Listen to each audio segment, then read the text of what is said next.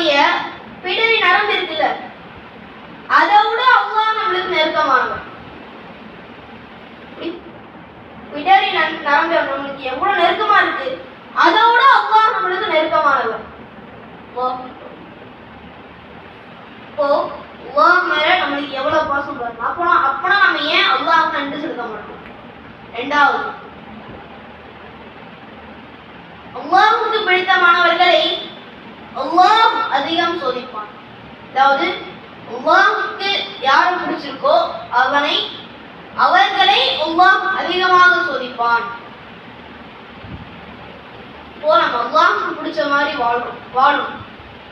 மூணாவது, அல்லாஹ்வுக்கு பிடிக்கும்னா எப்படி பிடிக்கும்? அல்லாஹ் முஹம்மது ஸல்லல்லாஹு அலைஹி வஸல்லம் அவர்களுடைய சுன்னாவை கடைபிடிக்கணும். தொழுகை 5 நாள் தொழுகையை தொழுகணும்.